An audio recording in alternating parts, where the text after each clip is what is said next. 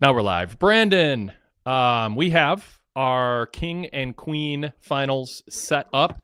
Moments ago, Cody Rhodes pinning Jey Uso, a spirited, pure babyface matchup. No angles, no shenanigans, just straightforward. You know, Jey and Cody are not super flashy, but we got some top rope drama, especially from Cody at the end. They shook hands. It's one of those kind of baseline face-face matchups that you kind of need to do every once in a while. So when you have like a big match where you're like, oh God, this is pro wrestling, something crazy is going to happen. No, it's okay. Just do good sports, respectfully fighting each other. Corey Graves, I thought, did a nice job at the beginning of the match saying these are, when you battle friends, you can kind of let your guard down because you know you're not going to get cheap shotted. Although, has he watched a lot of pro wrestling? But and that you go out for drinks afterwards, let bygones be bygones, and that's what happened. I thought it was kind of a feel-good moment, and I think there was some concern about Jey and Cody battling, and maybe some people turning on Cody in favor of Jey. He seemed to be the more popular one in recent months, but in a way, it just kind of validated they're both just good dudes worth cheering for. What do you think? Yeah, I thought that this was a pretty decent litmus test for where Cody Rhodes stands as far as fan interest and fan investment goes right now. I think that there was some reason to think that maybe the bloom was off the rose a little bit around WrestleMania time, when fans seemed to clearly be siding with John Cena despite his earlier heel turn. I thought keeping Cody off TV for a bit was probably the wise move, and I felt ever since he came back, like they were back on a good trajectory with him. It hasn't really felt like there is a growing resentment or growing detachment to him, and tonight was more of that. I mean, they did seem to.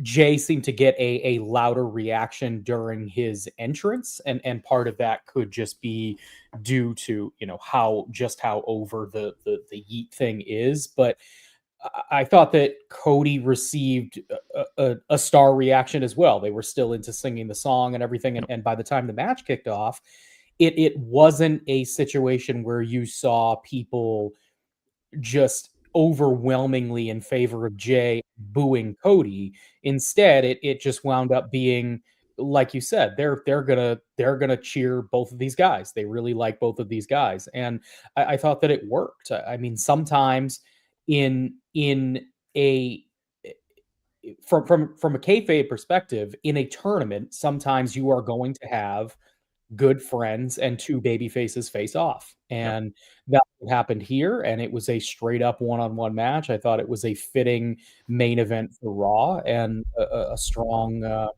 match overall. I never found the finish to be in doubt. It seemed to me that, it was sort of a guarantee that Cody was going to be the one advancing. But I mean, they did a nice job, building tension throughout the match and giving Jey some false finishes there toward the end. So yeah, I mean, a thumbs up for me for the segment for sure. If you know Michael Cole's announcing style, he can give away outcomes. Even I mean, you're confident Cody's going to win, but the way that he called Jay's near fall, it was like, I thought Jey was going to go to Saturday against Randy Orton. It's like, well, if he was, he wouldn't have phrased it that way. I mean, it's just there. I mean, I'm not saying the average viewer, maybe they do, maybe they don't, but like, I'm just like, I mean, any suspense I had sort of at that moment, it got dropped 90%. He also called Jey Uso's performance very game before the match was over, which was a full indication of what we were seeing. Yeah. Not to harp on Cole too much though, because I did like the line as they were going off the air where he said one of these, either Cody Rhodes or Randy Orton's legacy will be defined on Saturday. It was a nice little throwback there to a faction of yesteryear. We'll get into Randy Orton and Cody and the timing of that. A couple chat comments will sneak in here. Derek Mitchell says, Corey Graves did say that Jey Uso did cost Cody multiple times for the title, but Cody only wrestled Roman Reigns twice. A tad bit of embellishment, but understood what he meant. Darrell says, tonight worked as a babyface match, and both were good tonight. Derek Hubbard said, I love the Cody Jey match. It had an old school babyface vibe with mounting intensity. Cody does so many little babyface tricks with his mannerisms, fire-ups, and grit facial expressions. Masterful. And then Dwayne Carpenter says, I don't mind a false finish here and there. I just wish wrestlers' finishing moves would end the match the first time, not the third or fourth time. That's kind of a new thing. So especially with Jey Uso. Yes. That is a trend in recent years. So, I mean, a few things there, but I mean, like I said, I didn't think, like, when I post like the 20 years ago SmackDown reports earlier today, we did like a triple header of ones from 20 years ago. And it's like, it was just crazy. Like, WWE is just insane. Like the things that were going on, you know, Bischoff and Heyman and Vince having debates about ECW. And I don't, I mean, it's just, you have to read the reports. They're up at PWTorch.com if you want to read over them, remind yourself of them, or live them through words for the first time, and then also see my analysis of it. And when you watch now, it's just it's kind of weird. It's just a more sports-like product. You know, it's just, this was especially an episode that was pretty straightforward, which is kind of nice because we spent an hour on Friday dissecting, you know, John Cena destroying, you know, the brand of CM Punk live on SmackDown as Punk was laying there forever on a sponsored crushed table. You know, I think Cena was settling some old scores. I'm open to other possibilities, but that's the gist that I've heard. But we spent a lot of time on that, and it was very, you know, controversial and meta and political. This was just a wrestling show. You know, it's like, it was just, here's matches and here's people you like or don't like, setting up future matches. And so it was good. And I like the variety. You know, I don't think you can do a Cody J babyface match all the time as the foundation of a pro wrestling show. You want to have the crowd invested against someone, not just sort of for both. But like you said, in a tournament, it's logical that this might happen, and there's a novelty to it, and they're not really giving anything away that they want to save when they do this. So you got the novelty of it. Fans are going to feel sort of good either way for the most part, and it's you're not giving away future, or at least not an immediate future pay-per-view match, because you got to fill a lot of TV time. So I just think this checked a good number of boxes. Your thoughts on what I said in the reader comments, or listener comments, I should say. Yeah, it's a smart time to pull the trigger on it too, because I think that, like we were sort of discussing at the top with reactions to Cody Rhodes, especially post WrestleMania, I think that the reaction could have been a lot different tonight if Jey wasn't coming right off of a world heavyweight title run. If Jey Uso were still the underdog babyface who had not held a world title, and the crowd really thought that perhaps King of the Ring was his opportunity to get that shot where he finally wins it, I think we're talking about a different scenario where perhaps there is more turning on Cody in this situation. But to do it right after Jey loses the title, where fans are still really into him, but it's also something they've just seen. I mean, at this point, it's been a lot longer since Cody held a title than it has Jey. So yeah. I thought it was a smart time to book it if you're going to do it.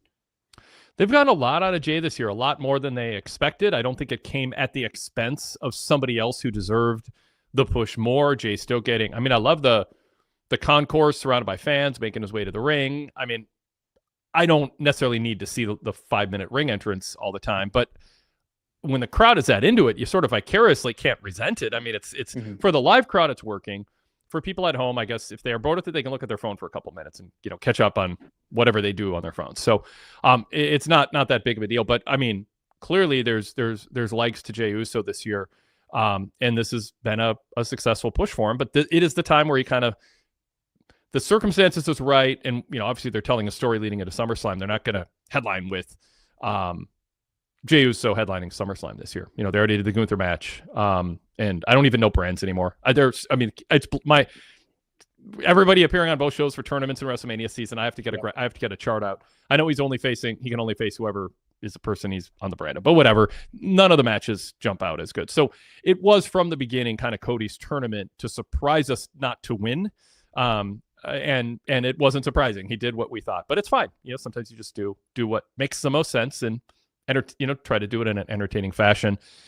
Paul Levesque doesn't resort to hot shots to try to keep things interesting. You know, he's okay doing things pretty straightforward. So that's good. Yeah, the only guy that ever really made any sense other than Cody winning the King of the Ring would have been CM Punk if you reverse the roles. So I mean, coming out of Money in the Bank, Javier and I talked about that. It was either going to be if Punk's in the tournament, it's his tournament. If Cody's in the tournament, it's his tournament. It's there really isn't anyone else that makes a lot of sense. Yep. All right. Ryan Solorio's helping us out. Randy Orton and Cody Rhodes are both SmackDown. Jade is SmackDown. Asuka's Raw. That does not answer where Jay is. I could think Jay for is 5 Raw. seconds. I was going to say, Jay I is could think Raw. for 2 seconds if I'm not hosting, but I'm talking, so I can't think at the same time. I can't do both at once. All right. Doesn't matter now. We know what it's going to be. But I chuckle at the fact that, like, even when I know, it's like the wrestler was just on every show. You know, Seth is on every show. Whatever. Yeah. It's just like, I don't even, honestly, there's times I'm talking about Raw and I have to think, wait, or was it SmackDown tonight? Like, it just, like, it's so blurred right now. I mean, I know better because I'm watching on Netflix and it's red versus blue and all that, but the differentiation isn't strong right now with the way things have gone since WrestleMania season. Anyway, that's beside the point. Let's pause. Let's introduce ourselves. And then we've got Jordan, who was in attendance tonight. We're going to bring him on, talk about what it's like in the building. We'll get more insight into the Cody and Jay reactions. I'm curious how Jade Cargill held the crowd's attention. And the Becky Bayley reaction. We got CJ who's going to talk to us about Bayley soon too as a caller. Got Andy from Houston on hold too. So a lot of good stuff coming up and more chat, and we'll check the inbox too. So let's talk about how you can participate. This is the Wade Keller Pro Wrestling Post Show for Monday, June 23rd, 2025. I'm Wade Keller, host of the show, editor, publisher, and founder of the Pro Wrestling Torch weekly newsletter and the website PWTorch.com. I have been interviewed for many, many pro wrestling documentaries. I'm appeared on Steve Austin's podcast more than any other wrestling guest, and I have covered wrestling as from a journalistic perspective since the late 1980s. It's been my full-time job for a very long time, and we are now in the YouTube realm after we continue to do a ton of podcasts, but we also have our paper copy edition of the weekly Pro Wrestling Torch newsletter, the last survivor of the 80s pro wrestling newsletter boom in terms of paper copies. And I've done so much. I've done 900 numbers. We've, of course, got our website still going strong, PWTorch.com, with news, live TV, and pay-per-view coverage, special articles, editorials, commentary, lists, flashbacks, as I mentioned earlier. So we're all over the place, YouTube, the podcast realm, and our website, PWTorch.com. Hope you're checking out all of it. You are invited to subscribe to our podcast side of things if you're watching us on YouTube. And you're invited, if you're listening to us on the podcast side of things, to watch us on YouTube. Just search PW Torch on YouTube or search Wade Keller on your podcast app to subscribe to the red and blue logo shows. Tomorrow, Jason Powell from ProWrestling.net will be on the flagship. That is not on YouTube. So if you're watching us mainly on YouTube, you're going to want to jump over to the podcast side of things to listen to the flagship. Jason Powell from ProWrestling.net joins me for our take on everything going on in pro wrestling. We broaden it out beyond just talking about a TV show like we do on the post shows here, and we'll certainly preview King of the Ring, talk AEW, and more. So search Wade Keller, subscribe to the blue and red logo shows for that. But we're here to talk Monday Night Raw, and my guest co-host is Breandon LeClair from PWTorch.com. He is the host of Wrestling Night in America more often than not, and also writes pay-per-view and PLE reports for PWTorch.com more often than not. Breandon, welcome. Yeah, thanks for having me. The implication is you're not going to be covering Saturday. It's fitting. I was going to say because I'm not covering this week. But yes, typically providing the coverage for pay-per-views and PLEs. Well, it's great to have you here. Got a lot more to talk about, as I said. Always fun talking wrestling with you. I do want to encourage people who are watching us live. You can like the show, by the way, right now. Just click the like button, comment below, whether you're watching us live or on demand later, and subscribe to our channel, please. We'd like to hit new high marks with our subscribership. And if you haven't subscribed yet, please go do that. If you're watching us live, be part of the show. Type your questions into the chat. We'll discuss them live. We already have started that. And also you can email us if that's easier for you, especially if you listen to us on the podcast side of things. You're not participating in the live show or watching us live, but you still want your opinion heard or questions to be addressed. Wade Keller podcast at gmail.com. That is also the email to use if you want to reach Jason Powell and me for the flagship tomorrow. We'll be recording that Tuesday afternoon.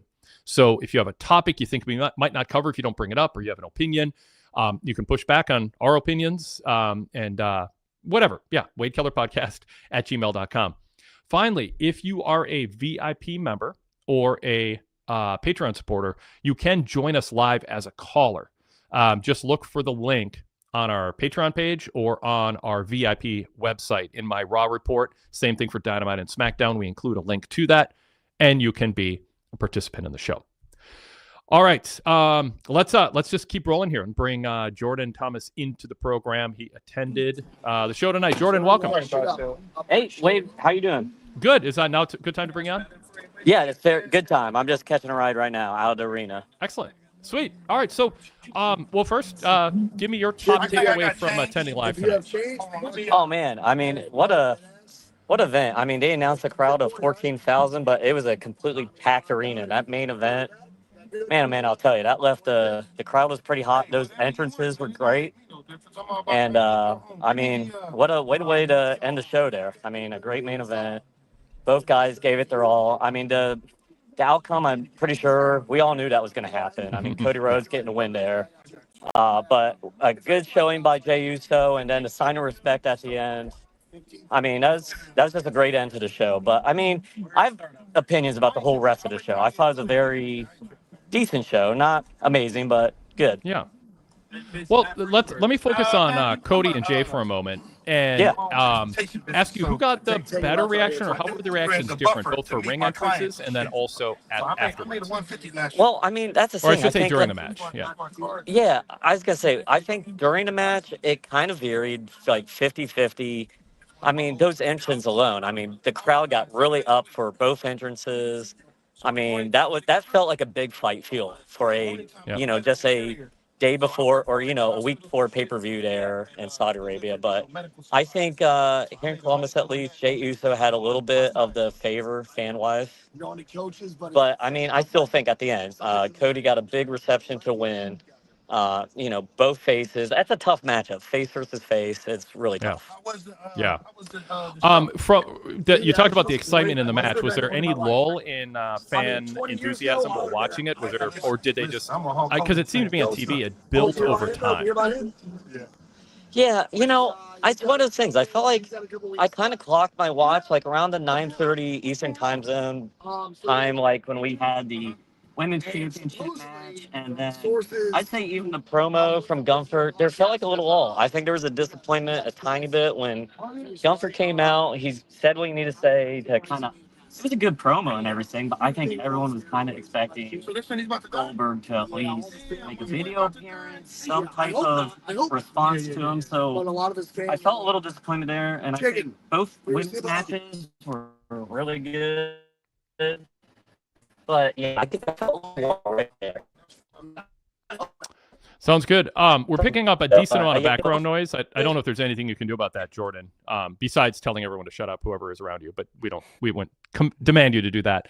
But if you're on speaker or something, or can, I don't know, cover up, whatever. We're also losing your signal slightly, but only at the very end. But now it sounds like you're back. So just throwing those two things out there. I want to, while we've got you, talk about the Jade Cargill Roxanne Perez match, and tell me what you thought of the match in person. Did it seem smooth? Did it seem clunky? Did it hold the fans' attention? And who were they? Were they into Jade as a babyface and against Roxanne, or what? Kind of bring us into the vibe of the building for that match. And we might have lost him through with the last signal. So Jordan, are you still with us? Nope, he dropped off. So we'll hopefully hear back from him.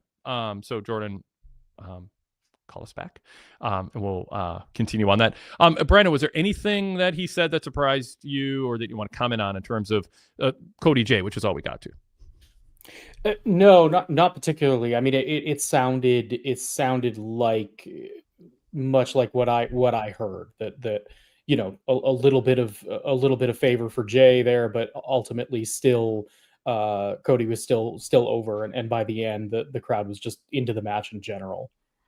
Yep. All right. So Jordan looks like he did reconnect with us. Kyle Fassel said, yeah, his Uber driver kicked him out of the car because he asked him to all shut up. Thanks, Wade. Hopefully that's not what happened. Jordan, I'm bringing you back on. It looks like your camera's on. I don't know if you intend it to be. Just giving you a heads up on that. Jordan, welcome back. Hey, thanks. Sorry. Yeah, I think we're driving through the tunnel there, and I must have lost it. But were you asking about the very? Were you talking about the very first match last time we talked? Yeah, I told you to tell everyone around you to shut up, but I think that might be out of line because we're hearing a ton of background noise. But yeah, I asked you about Jade and Roxanne, and kind of give us a vibe of the crowd interaction. I think it's a very good match. Like, the crowd definitely got into it. Definitely positive on the Jade side. She had a lot of excitement there, but I think both a lot of cocaine. Both female matches kind of felt like they were okay. I mean, like I felt there was flaws there. Yeah. You might want to tell the people who are talking about cocaine right next to you that they are live on YouTube. Yeah. Sorry about that. Yeah. No, but I'm just saying, like they might want to know that their voices are being. Heard. I told him. I was like, come on. That's buddy. the first. I'm on a podcast live. Yeah, you're good. I told him. I was like, all right. I think you might the chat room is on that. The chat room is having fun with the cocaine thing. Yeah, go ahead, Jordan. Oh, I'm sure they're loving it right now. They are, yes. Yeah, but I mean. Oh wait, I mean it's been a while since we talked, but I felt like I got to bring the entertainment this time. But I mean, that's great. Both female matches, both very good. A lot of crowd got into it.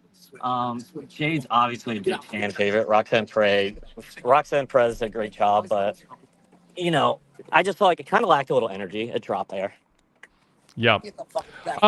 Talk about the reaction for Bayley versus Becky. CJ LaChapelle, who's going to be joining us in a few minutes, said, please ask him about Bayley's match. The crowd sounded like they were very pro Bayley.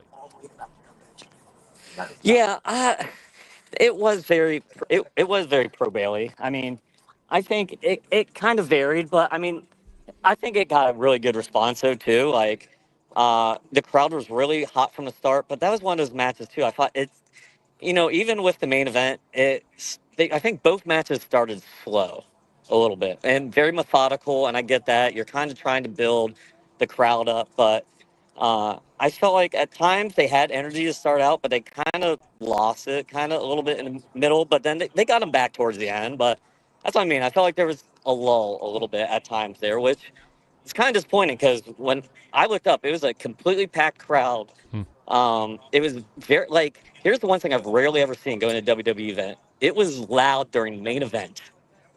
Like, we had two very okay main event matches, but it was loud from the start. And who are in them? So there was a tag match between the War Raiders, or what they call now, and Austin and Tyson or Grayson Weller. And that got a good response. Austin was like Austin Theory. The crowd loved him. They were begging for him to tag in the whole time during main event, and it was super loud during that. And then there was a female match. It's the one girl from man, I'm trying to remember. It's from America, the kind of American Made or American Alpha crowd, like that group. And yeah, it was her versus I can't really remember who it was because it felt like forever ago. But I mean, it was. I mean, they had us from the start. The crowd was very hot for that. The start of the show with Seth Rollins started hot, so it felt like there's a good crowd on hand. But I feel like some slow starts to the match kind of lost people. But I think they came around. Yeah. Breandon, jump in with a question for Jordan. Yeah, curious to we kind of started the show talking about how this was a pretty straightforward show overall. You had some good promos, some good matches, not necessarily a ton of story development other than setting some stuff up for Saturday, but a straightforward show that I think probably played pretty well to the live crowd, especially the way that you're talking about it. But I'm curious, given who wasn't featured on this show, is there anybody that you sense the crowd was just really disappointed not to see? You brought up Goldberg, but I'm wondering if anyone else really stands out, or if people were talking about that. So I think Goldberg, the interaction when Rhea Ripley came out and kind of interfered with Raquel Rodriguez's promo, that got a lot of heat. I thought Rhea got a massive pop when she came out. Everyone, I thought it was the biggest pop of the night on TV. I think at so least too. until Jay and Cody. Yeah. Yeah, I mean, that was a massive pop when she came out. I think it worked in the concept of what they were trying to do there to get her some forward momentum behind her. I think the crowd wished they probably saw a little bit more. I did too, but I mean, there's only so much you can do on a very tight time frame like that. But I think those are probably the two biggest ones, and I'm surprised by that. I'm kind of conflicted on the Goldberg thing in general because it's, we've seen him now 3 iterations the last, handful of years. And,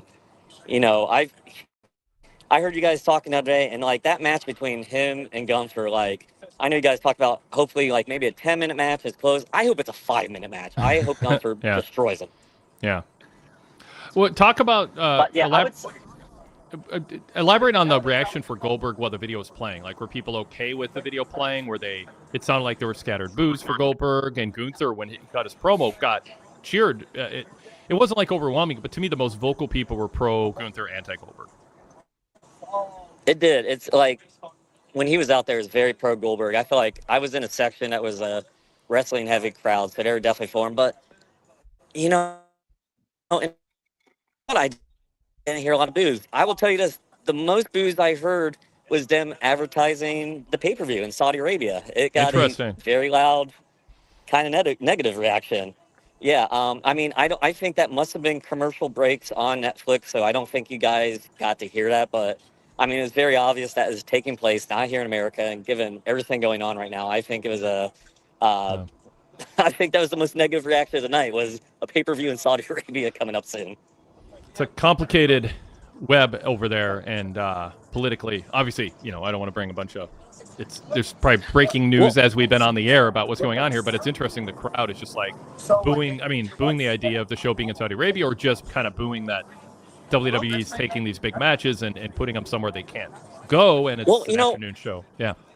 Wade, I'll tell you, it's like this is the first pay-per-view I've been to in the Netflix era, and we had a very long commercial break that basically previewed the Cena and CM Punk match. Yep. And that might be, it's something like, I don't think the general crowds, they don't know the breakdown between superstars that are on Raw and SmackDown sometimes. And I think the promo they gave us, everyone almost thinking Cena or Punk were going to show up. And I'm just sitting there being like, guys, it's not going to happen.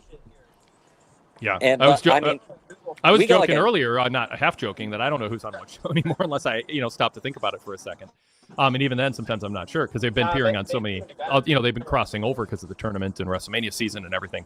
So I'm sure people in the building just think, oh, this is going to be the week that John Cena appears here because it's maybe the last chance before Saudi Arabia, or Punk for that matter. So yeah, and one thing I can tell you guys, you know how the shows go.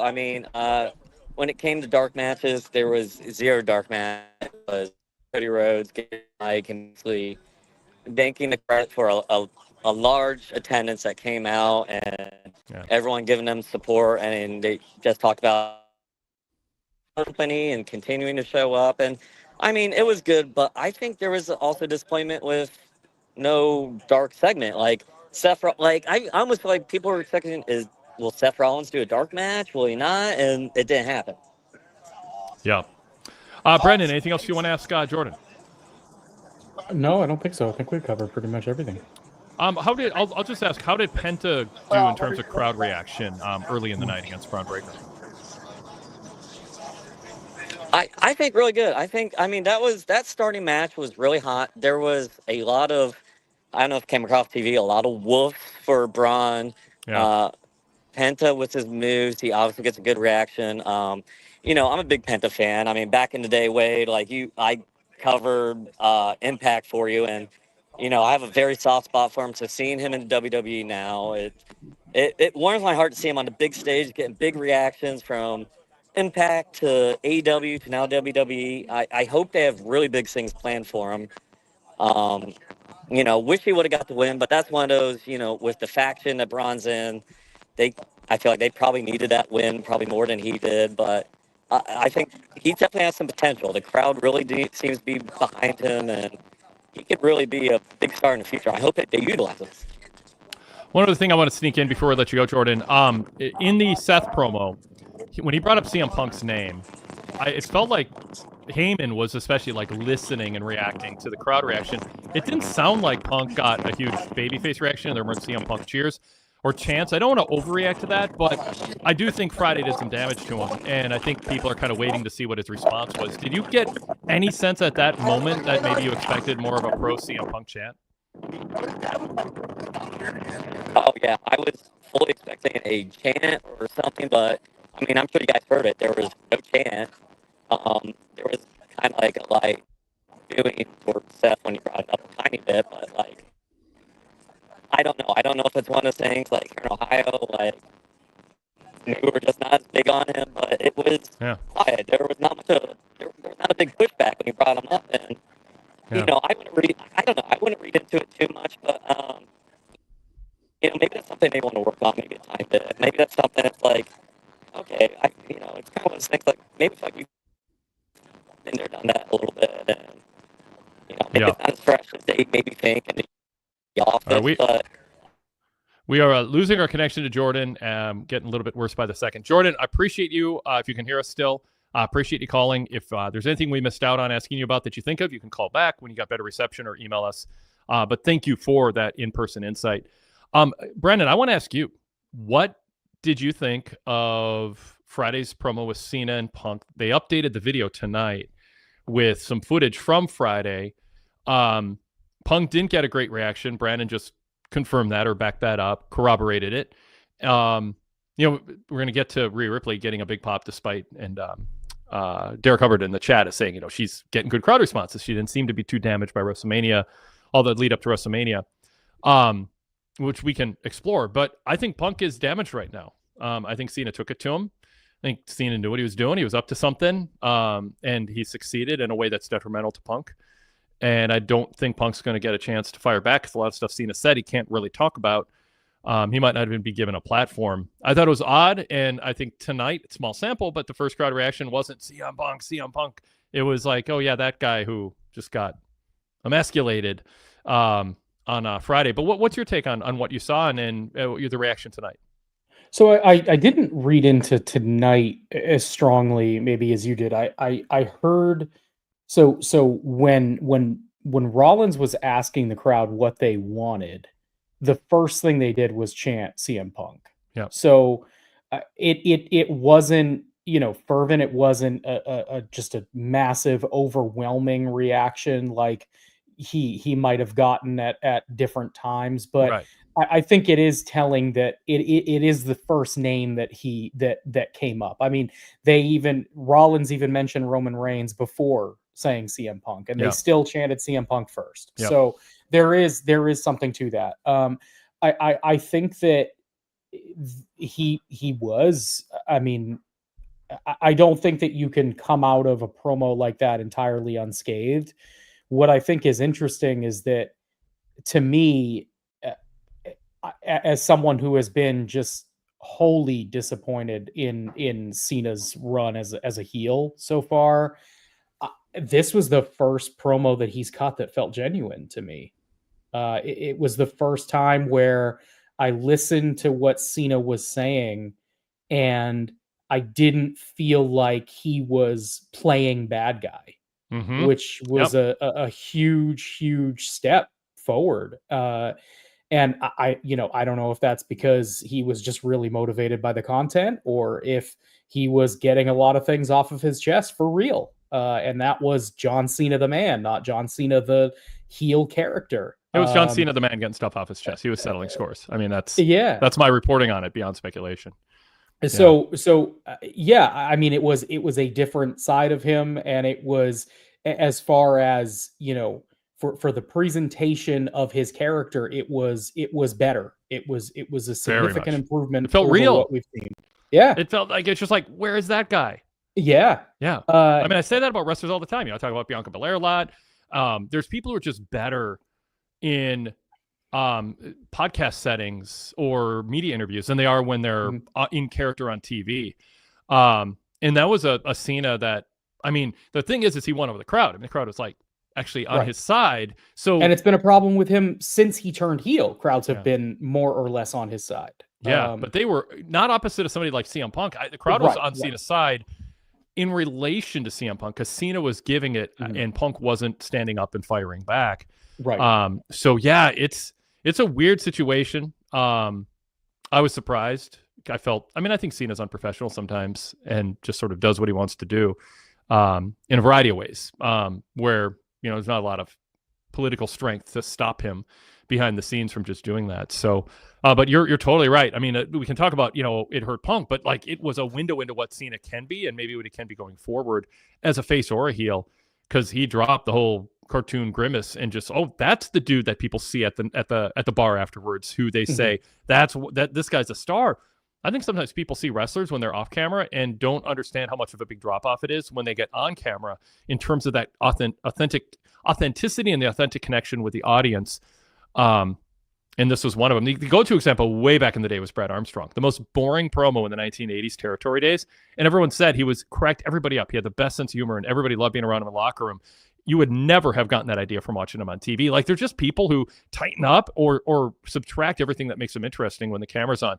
That obviously Cena's had a very successful run being John Cena, but this heel run, people have been clamoring for and craving that authenticity from him. And he showed up motivated, and Cena knows, and he wants to show people when it's on, he brings it. And he did that with The Rock. He doesn't like being underestimated, and he really likes showing that when he decides to be real and turn it up, he can beat anybody on the microphone. I'm not sure that was a fair fight, but it was an impressive showing from Cena.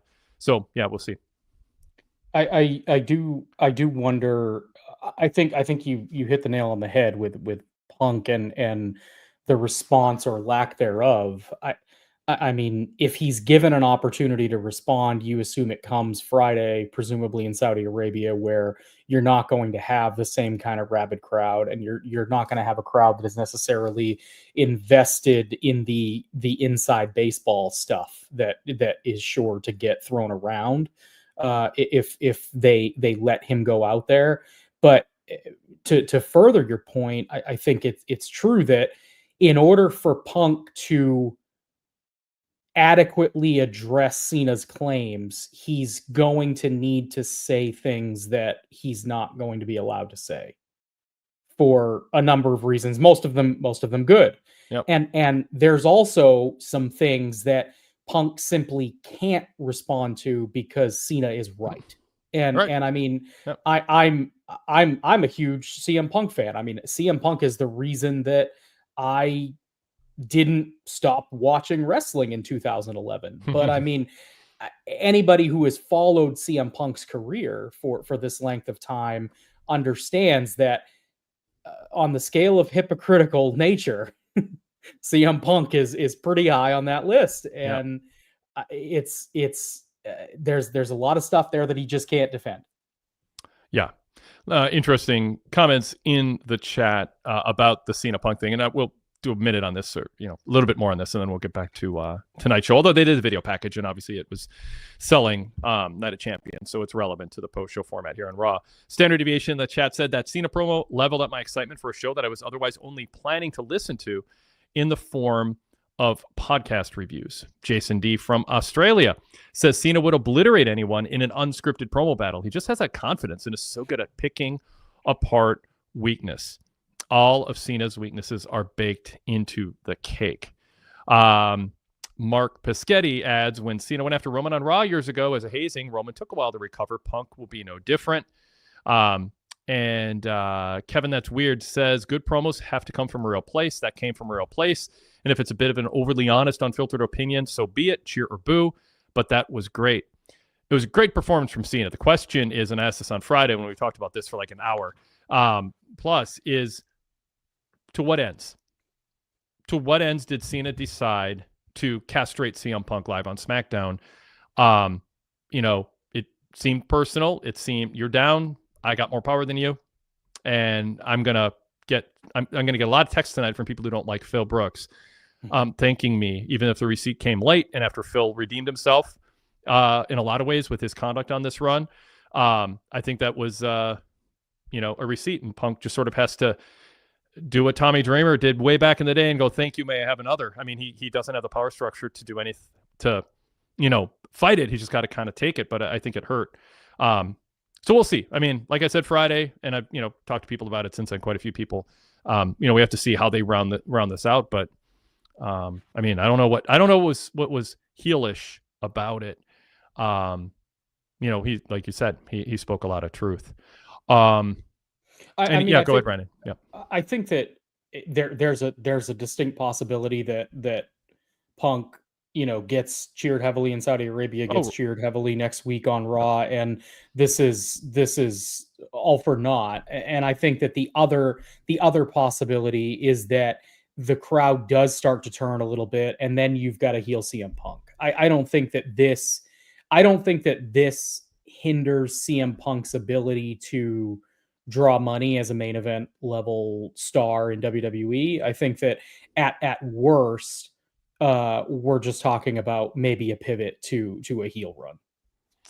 I think Cena was more effective than he planned because the crowd started cheering him, and he couldn't get as good as Cena was at tearing down Punk, he wasn't good enough to turn the crowd against him at the end, even though he tried. And that's a problem when you decide to go out with a dual agenda and one agenda takes over for the other. You're right, Breandon. We don't know what the reaction is going to be. The example, as brought up by Derek, Rhea Ripley, although it's very different. Rhea was just in a bungled storyline that was sort of mishmash and kind of took her away from what was working for her. And she was kind of whiny and childlike in her expectations of how contracts worked and stuff. I mean, there's a lot of weird stuff that went on with her. But I said all along, for the record, this is not good for her. It's a mess, but she's going to be fine. But this is the other aspect of it. If you're a wrestling booker, promoter, or a roster of wrestlers, do you want to be fine? Because that means no one is taking a bunch of stuff that you're doing on TV seriously. They just either like you or they don't. But they don't actually take what you say or what you do seriously or how you're booked. They just like you. And to me, if I'm a booker, I would see that as actually alarming that you portray somebody in a way where in the real world, you'd have a different opinion of them, but they don't actually buy into your universe enough to care. They just bond with the charisma of the wrestler and their skill set and whether they identify with them as an act. And the booking is just sort of like superfluous wrapping that's sort of ephemerally entertaining or frustrating, but it doesn't actually have a lasting impact. And to me, that means you're structurally kind of screwed up. You can bungle booking to cost you. Yeah, you can apply that argument to Seth Rollins and his group. I mean, they're doing all the heel things, but the crowd still wants to sing his song. And Seth cut a promo tonight that was full of truth too. I mean, just calling out the fact, and it didn't come off necessarily all that great because he's calling out the crowd for not necessarily knowing what they want, but the promotion itself is sending conflicting messages too, continuing to let him come out there with that theme song. And you could also apply your same argument to pretty much everything AEW does. So it's really a problem up and down the board right now. In the major promotions. Yeah, I mean it's sort of a sidebar to it, but it's like, wait, we had Rhea act like a child and a fool and contradictory to what she seemed to stand for. Up until that point, we did that for 2 months and people still just love her. Wait, if we screw up, that should have a lasting effect. So with Punk too. Now, my belief is what Cena said about Punk is, first of all, not everybody who goes to these live shows is watching SmackDown. You know what I mean? Like not everybody's, but the promo went pretty viral. And I do think in the end, people are gonna be like, yeah, Cena had a good night on Punk. It seemed political, but I still love Punk. I mean, that's of course going to still be there. But what Punk stands for is a guy who fires back and doesn't lose on the microphone. He's basically Cena's age, past his prime, not, and he hasn't diminished as much as Cena in the ring, obviously, but I mean, he has diminished. He's not as quick or svelte or whatever. Time he's not there. But he's still really good. But, I mean, his selling point is what he stands for. And now Cena has said, you are a hypocrite. You are Mr. TKO.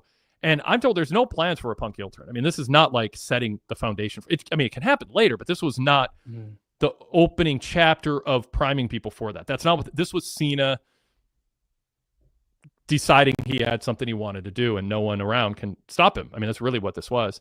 A very old grudge that kind of got on the back burner for a while. And he's like, I'm going to go have fun because Cena doesn't care anymore. I mean, it's just he stopped caring about doing what's right, and it's just kind of going through the motions as a heel. And then he's like, "Oh, this will be fun," and whatever, made for compelling TV. So we shall see. Saudi Arabia is a hard crowd to read. I won't even take a ton from that. I think we got to kind of see what happens afterwards. I just don't think Punk has a lot he can fire back on. On what Cena said. I mean, he can't talk about Saudi Arabia. He can't talk about he can't deny he's a millionaire now. So Cena said things if Punk had all the political clout, he would have scratched all those things from the list and go, that's not good for business. Don't say that or that. You're not supposed to call Dusty Rhodes fat. You're not supposed to say Hulk Hogan is bald. You're not supposed to, you're not supposed to talk about Roman Reigns failing as a babyface. Like, they're just things you're not supposed to say. And Cena just went and said I'm all about Punk. Or not everything, but a lot. So anyway, moving on. To Rhea Ripley comment. It is, since it's related, I said I'd bring it up. What do you make of how popular that she is at this point? We talked about it with Jordan, that it's just the reaction to her was top of the night, at least up until Jay and Cody. Yeah, I mean, she's just solidified herself as a Teflon star. I mean, like you said, she went through a very unfortunate WrestleMania season. There was a lot of issue there in terms of the booking. Certainly didn't affect the match. I mean, a lot of people would say that they stole the weekend, if not, they're 1A, 1B with the other triple threat from the night before. So, an excellent showing in ring wise at WrestleMania, and I think they've been smart with limiting her appearances and keeping her fresh and not getting her involved in needless situations following WrestleMania. They've been as smart with her as I think they've been with Cody at times, and just protecting her and putting her in advantageous situations, and then the natural connection on top of that with the crowd, and she's got a rocket on her back for very good reason. I think the Raquel Rodriguez thing is a fine stopgap, but that's not a feud that I think you want to put any real legs behind. And I would hope that they're not going to try to book this as some sort of long-term thing where they're trading wins. I mean, Rhea should just be definitively beating Raquel and moving on. But I also don't love getting her involved again with the Judgment Day. I mean, just after moving her on, finally, she and Damian Priest away from that, I don't like returning to that. But like I said, if it's a stopgap and they just get through it relatively quickly, it's a fine little thing for her to do for a couple of weeks.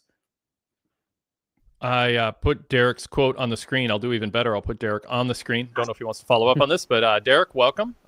You can follow up on Rhea or bring up what other topic you called for. Well, I just typed it out, but I'll say it again. I think it's a lot like when you develop a favorite band, and they're your favorite band. You love their music. Then they put out a record that maybe it's like not your favorite record, but you still love the band. Mm-hmm. And I think there is some characters in wrestling, Rhea being one of them recently. I think CM Punk has some of that too, where once someone buys the t-shirts and they say, that's my favorite wrestler, it's really hard to turn them truly heel or truly, make them do things that you might look at it and you're like, why did they do that? Or why did they put that record out? But because you're a fan, you still love them. How you get past that in wrestling storytelling, you can say it's a product of the 2000s. I don't think it really ever is, because Ric Flair, I think people were cheering him in the late 1980s just because they love that character. So I don't think that is as novel as we claim it to be. Very good. What else, Derek? Just to kind of piggyback on your guys' conversation about CM Punk, I'm not worried about him as a character. I think the people who wanted to cry his hypocrisy, they're the ones who have already decided they were looking for things to poke at him. And the people who love him, they're the ones who are looking for excuses to still love him. What I didn't like about the promo that John Cena cut that I think is very counterproductive is it turned him into a cool heel, where so far he has done everything in his power not to be any semblance of cool, even becoming robotic. Mm-hmm. And now that he's a cool heel, and you could see the self-satisfaction in his face, which was fun to watch, which makes you want to cheer it. Mm-hmm. I think the negative byproduct, I don't worry about it for CM Punk. I worry about it for Cody, because I think that is the end game, is Cody gets his win back. And for that to work, Cody has to get a favorable response when he faces Cena. And I think this pushed the current more down, where Cody's is going to have a harder swim upstream when they decide to actually try it, which I think is going to be SummerSlam in New York City, which is a bad scenario, a bad headwind, trying to swim upstream. And for the damage to Cody, I kind of look at it like this. Cena's got 6 months. Any way he damages his character, it doesn't matter. CM Punk is going to be a legacy competitor in another 1 or 2 years. Damage done to CM Punk is not going to matter in the long run. Cody Rhodes, to me, has to be the starting quarterback for at least another year until you have the babyface to take that mantle. And any damage they do to him, I think that is what's going to have negative effect on the WWE product as a whole. So anything you can do to try to mitigate the damage that would dissuade him from being that character for the next year, I think that's what you need to avoid. So, Breandon, 2 things to you. Do you think, I think you kind of said this, but Derek doesn't think CM Punk will be damaged by this. Fans who are on his side are going to stay on his side. Those who weren't are already against him. And then, more importantly, what he brings up is what matters is Cena popular going into the Cody feud? Does that undercut Cody? Comment on those. Yeah, I think I probably lean closer toward Derek's side when it comes to Punk. I think that he will ultimately be fine one way or another. And like I said, absolute worst case scenario here, you're looking at if for some reason the crowd just does turn on him en masse, which is not what I expect. But let's just say hypothetically it does happen, then you still have your out there in the sense that you can give him a strong heel run. And that may not be the plan, but you can pull that trigger if you need to. I would definitely agree that the bigger concern here is Cody. It's the same concern that I threw out at WrestleMania season when the reaction was strongly in Cena's favor, despite him being at the time a very uncool heel. And I mean, we had gone through at that point about a month and a half of Cena being a heel on TV, and I didn't think it was working particularly well. And as I said a short time ago, last Friday is the first time where I felt like Cena as a heel clicked. And unfortunately, it clicked in a way, as you said, Derek, that people are going to think that he's cool now, and they're going to be even more likely to cheer him. So I think that is going to be an issue. And there has been WWE has continued to protect Cody in all the right ways, in all the right scenarios. I talked about it earlier. Coming out of WrestleMania, they featured him very seldomly on TV to kind of get that taste out of people's mouths from WrestleMania. When they bring him back in and they introduce him, they do so in a way that puts him in favorable scenarios, teaming him with Jey Uso opposite of Logan Paul, for example. You're guaranteed to get Cody Rhodes cheered. So there have been concerted efforts to make sure that Cody is still being put in positions where the obvious outcome is full-throated support from the crowd. With this iteration of Cena, I am not sure that you're going to get that. There is the possibility that, of course, New York was a market that basically turned Cena babyface in 2004. They're also a market that completely rejected Cena, during the feud with The Rock at WrestleMania 29. So it's unpredictable in a sense, but generally they kind of go with the counterculture idea. So with that in mind, you got a pretty good chance that you're going to see a significant contingent of fans at SummerSlam cheering Cena, as we've seen in a lot of these cities. And I do think that is a problem for Cody. Go ahead, Brandon. Oh, I was just going to, the one last thing is just the other sort of elephant in the room here is that Cena, like you said, Derek, only has 6 months left. And at some point, he's going to turn again. I don't think that there's any chance that they try to bring Cena into his career-ending night in Boston as a heel. Right. So when does that come? And how does it involve or completely shy away from Cody Rhodes? I'll add one quick thing and then throw to Derek for comments on all that. Paul Logan doesn't have to worry unless Cena has an issue with him that we don't know about. The way that Cena bringing what he brought to Punk and bringing that to Logan, if Cena turns babyface and feuds with the heel Logan Paul, and they've hinted at that. Certainly they had the groundwork for it. But Logan has to be ready. That version of Cena, babyface, cool, unleashed, relaxed, being himself. I don't know if he can bring that level of motivation, honestly, and when he doesn't have something to prove. And I don't know if Cena feels he has something to prove against Logan Paul the way he did against Rock famously, Roman Reigns to a degree, but certainly we saw that Friday with Punk. So it's just something to kind of just, put that in the back of your mind. What Cena are we going to get as a babyface Cena against a heel Logan when that split happens and Cena closes out his run at some point with a match against Logan Paul, presumably. So throw that out there. I'd like to see the Cena we got Friday tearing down Logan, but it just won't be as juicy because I just don't, there just isn't that history of whatever it is, fair or unfair, that Cena is still holding against Punk from back in the day, or maybe something more recent, including friends of friends who are anti-Punk, all over the wrestling landscape. So Derek, I throw back to you for anything you want to react to. Yeah, Breandon, I agree with most of what you said, except for this, which I think wrestling fans, myself included, we argue with ourselves about this a lot. We said that's the first time he clicked as a heel, but it generated a positive response, which is kind of the opposite of what you want a heel to do. Right. So I think it clicked in an entertainment way.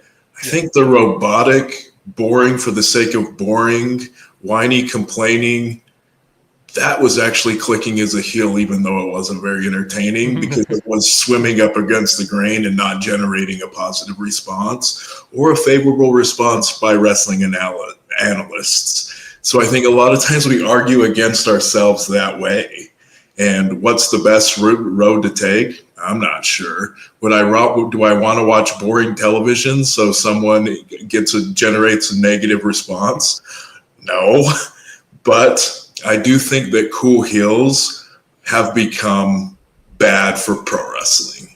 And that, I think, is definitely a case of the last 20 years because it's scorched earth on baby faces. MVP's group being a good example in AEW, like any baby face they wrestle just looks hapless and pathetic, and if Cena does that to Cody Rhodes at the very top of the card, can you do anything worse than that?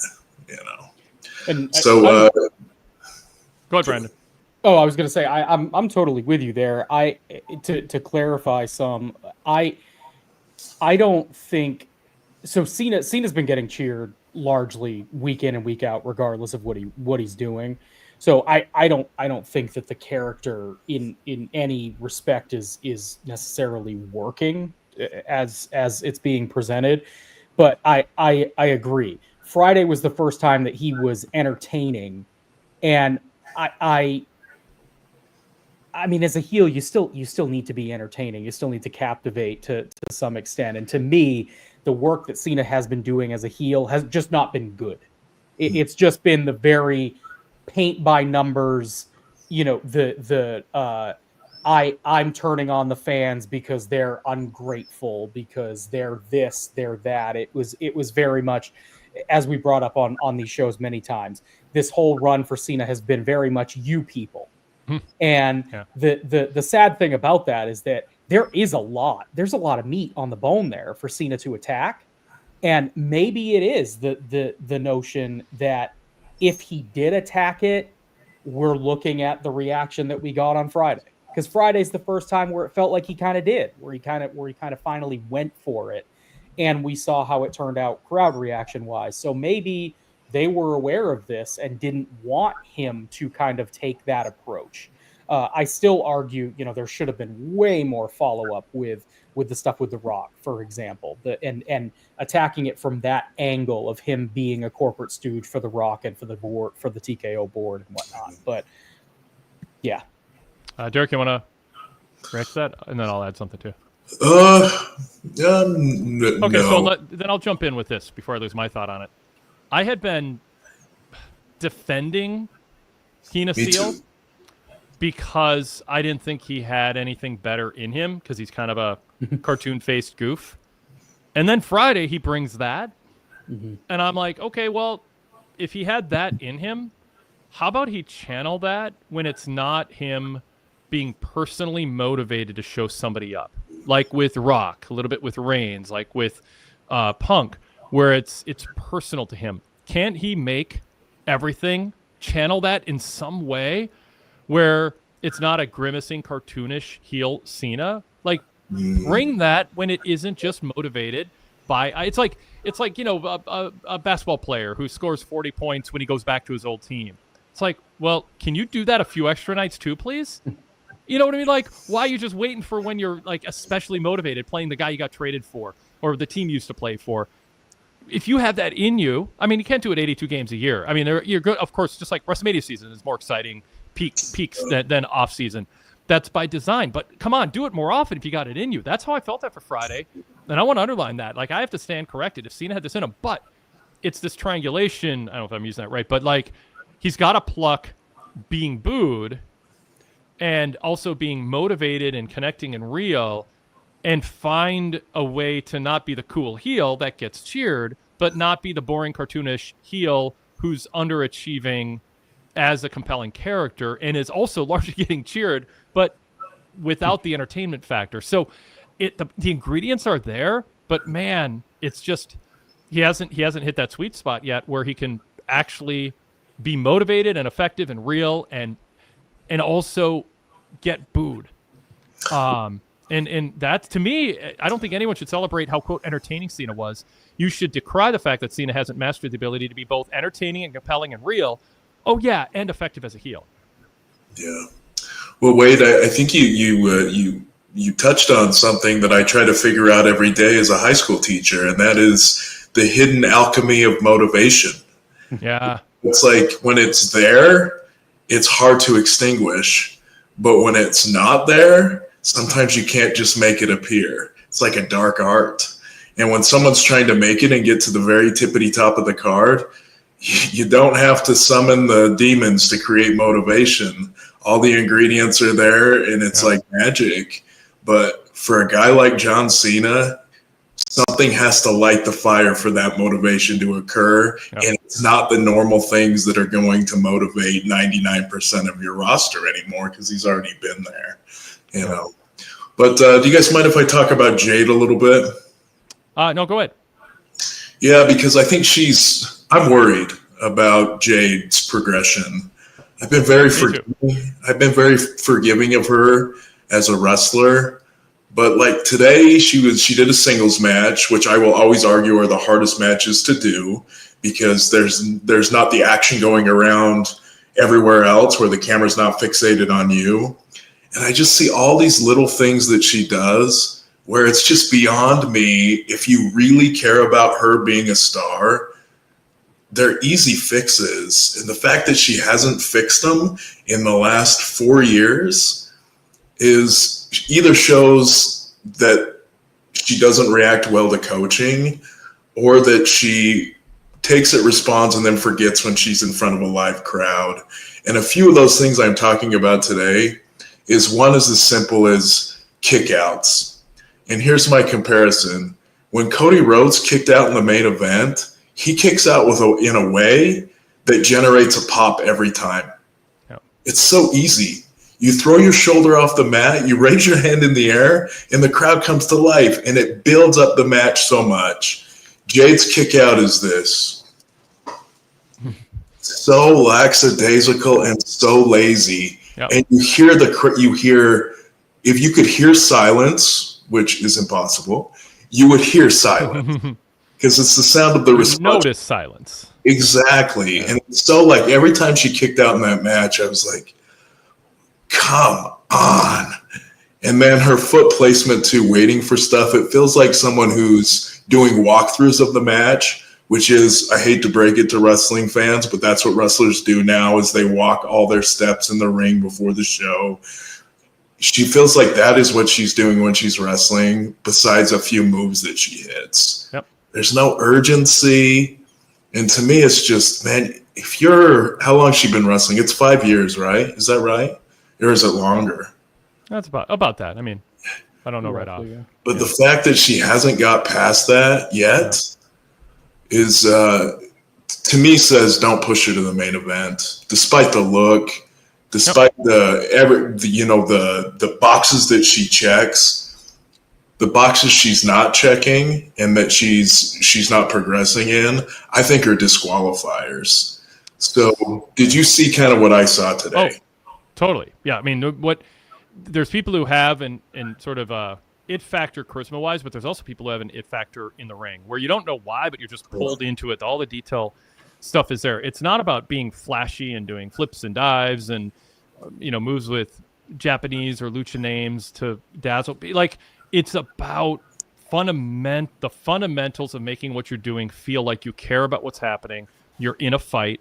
It's why I harp on saves in tag matches. Like, you don't just go through the motions. You got to make it look like it matters to you, and you're actually forcing the opponent off and breaking up the pin, not just sort of a formality of touching the back or hitting someone on the back and the ref just stops his count for no reason. Like, those things add up to a more immersive experience. I strongly, genuinely believe there's a big group of fans who don't think in a meta sense about wrestling. They're not listening to podcasts like this, but they respond to and engage and invest in matches like that. And it doesn't matter the people who are more into the high spots and the super fancy, innovative moves. But Jade has the it factor charisma-wise. She does not have the it factor on all that other stuff. AJ Styles didn't have the it factor charisma-wise in a traditional sense, but he became a star as a guy who's around 5'9", with not the most marketable hair or face that just jumps off the page going, oh, we got to put this kind of poster.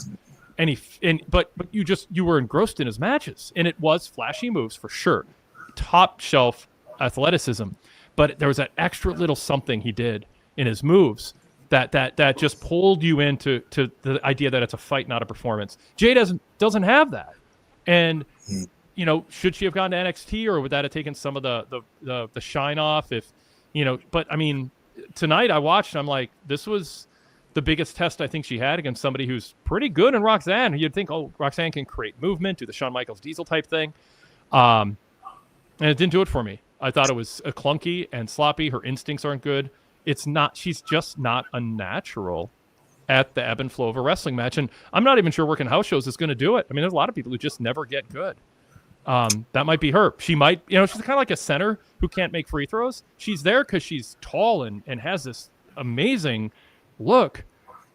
But that's why she's got her job, not any other trait she has. It's like, 7'4" centers in the NBA. They're not there because they can dribble or shoot. They're there because they can block shots and dunk.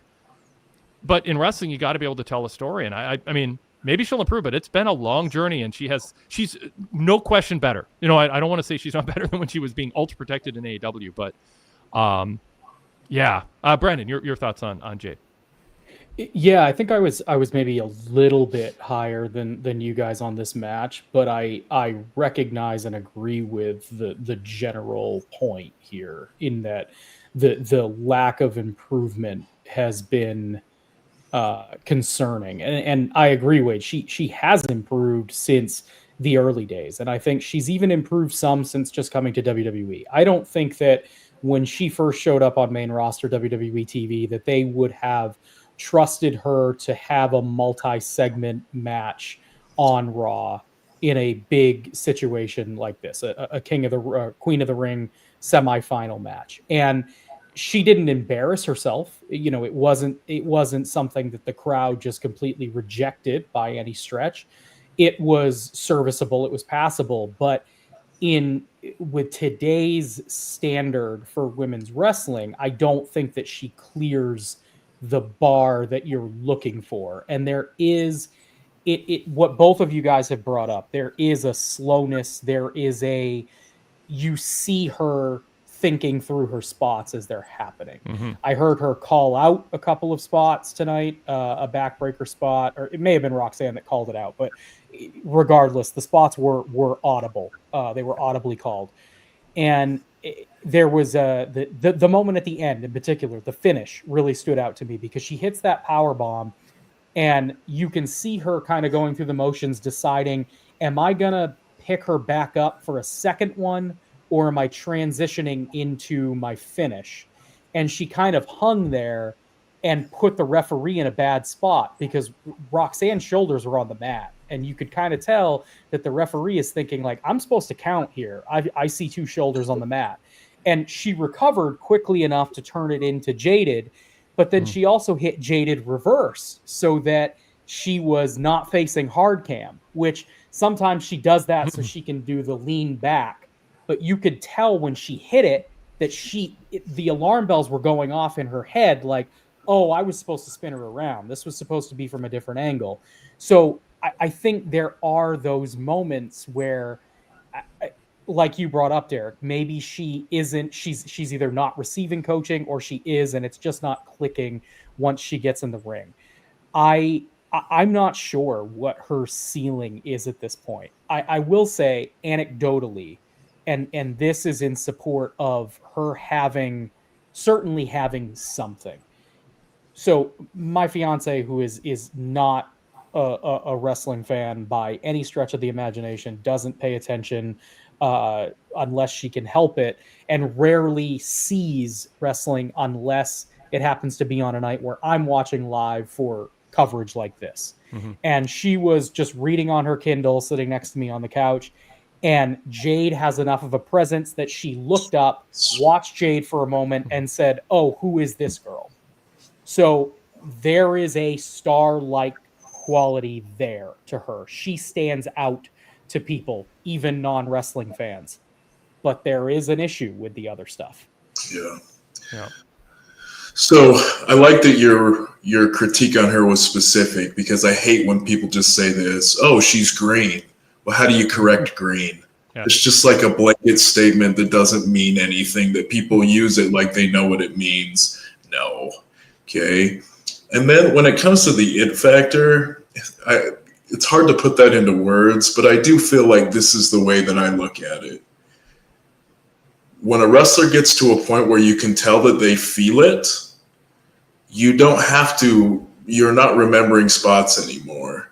You're just feeling and moving. Yeah. And you see when those wrestlers feel and move. I love, Wade, that you brought up AJ Styles.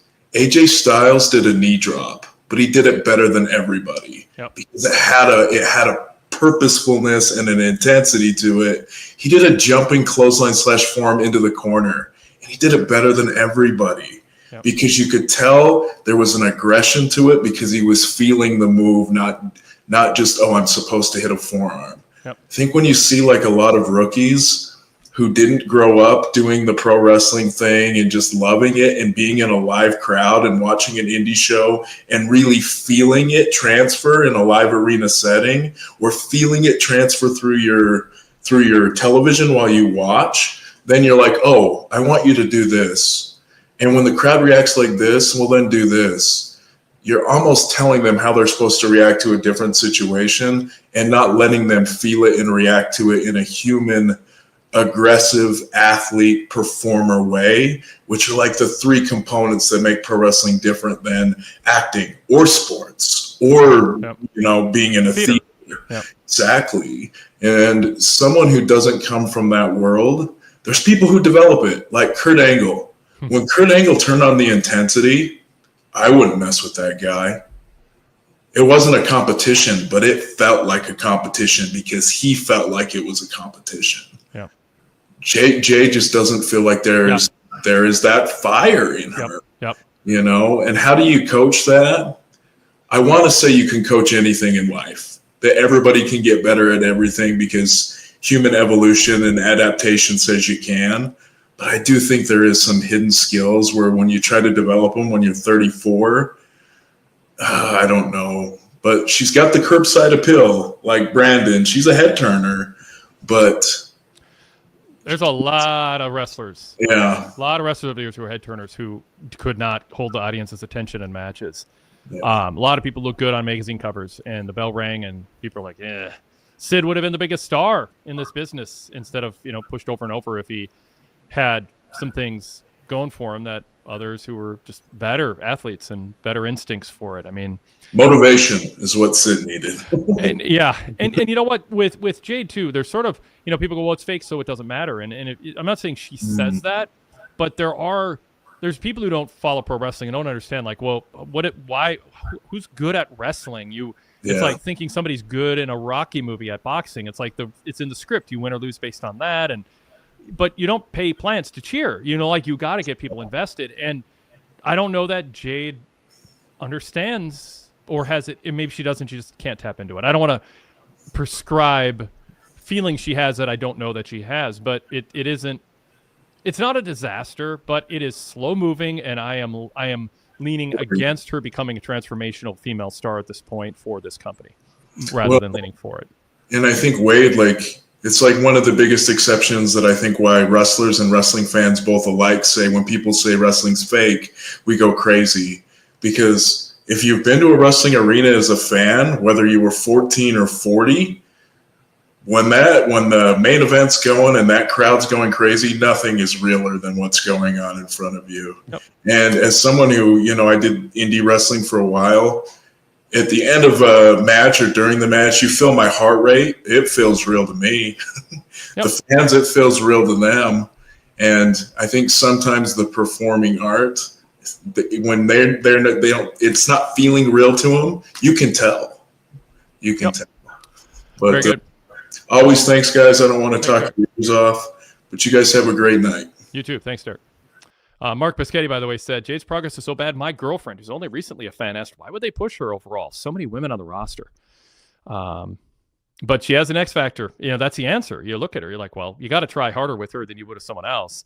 They're going to give her more chances than, Shotzi. And I don't think Shotzi was negative on the charisma scale, but it's just like there's something about Jade that is not interchangeable with others. And she's going to get chances, but anyway, I was going to add some of that. I can't remember. So we can move on to other things. Let's bring CJ into the show to talk about Bayley. CJ, you ready for us? CJ's not responding to my voice. Let's try this. CJ, welcome. Hey. Give me one second. Are you two-timing us? You're waiting to get on this podcast, but you're listening to a different podcast? No comment. I played the fifth. Wow. I'll smile, but I'm a little hurt, CJ. We just had a really good conversation with Derek. You just want to know if they're talking about Bayley on other podcasts. You're just clipping. Yeah, you're flipping. Okay. If they're talking about Bayley, I can forgive you. I won't forgive anyone else. Yeah. Strike one for you. You got busted. All right, go ahead. It's a good thing you're a nice guy. Thanks. I try. Go ahead. People in the chat are not forgiving you. Wow, CJ says Castle. CJ, LOL. Come on. It's not like I killed somebody. Come on. But anyway, I thought it was a very good match. Her gear was amazing. Like WrestleMania gear. I know. Don't get me started. But yeah, it was a very good match. They have very good chemistry, both very good workers, obviously. But and then the end. Like, in a way, like I saw something like that coming. I really did. Same as a lot of people, I think. But like, I was kind of scared there that like they were about to turn Bayley heel there. But again, if Bayley attacked Lyra after Lyra did what she did, I don't know if Bayley would have technically been a heel. Just like, you freaking cost me a championship match. Oh, Lyra was totally Derek. Yeah, she was at fault. And so, CJ, yeah, Derek, Breandon, what do you think? Who was the what story did WWE want to tell, and how effective was it when it came to Bayley and Lyra? What are they going for, and how do they achieve it? I just think they are trying to set up a triple threat. I don't think the intention is to turn either Bayley or Lyra, but I think that the crowd was ready and willing to boo Lyra because they were enjoying the match and Lyra gave them a non-finish. And fans do not like non-finishes, especially to long matches, especially long, good matches. And so Lyra is the reason the match ended as a no contest or a disqualification, and as such, they booed Lyra. So yeah, if Bayley had punched Lyra, I think she gets a huge pop for that. Not necessarily because the crowd hates Lyra, but because they hate the fact that she prematurely ended the match. Basically. And the announcers didn't tip their hand, Breandon. They just said, "Oh, Lyra got wrapped up in things." Mhm. You know, I mean, Yeah. Go ahead, Breandon. I thought you were still talking. Oh, I mean, I think the intent was just to set up a triple threat. I don't think that they were looking to turn Lyra. Yeah. All right. Go ahead, CJ. I don't agree. Do you expect them to announce this later in the week for Saturday? Do you expect them to save it for Evolution? Hopefully Evolution, because all that. What do you think, Breandon? I would imagine Evolution. I would think that to me it makes sense just to not to leave the women off of Saturday night's main event because you've got a full card the following night. Yeah, I think Evolution too. I know they lost the Dom match, but I think they've got enough to fill that. They might have filled it with 2 matches. You're talking about for this weekend? Yeah, Saturday, yeah. Yeah, they definitely filled it with 1 and might have filled it with 2. Yep. CJ, anything else you want to bring up about Bayley tonight? I'm just hoping they keep Lyra and Bayley, like, even if I'm in the official team, I want them to at least be like on air, like buddy, where they.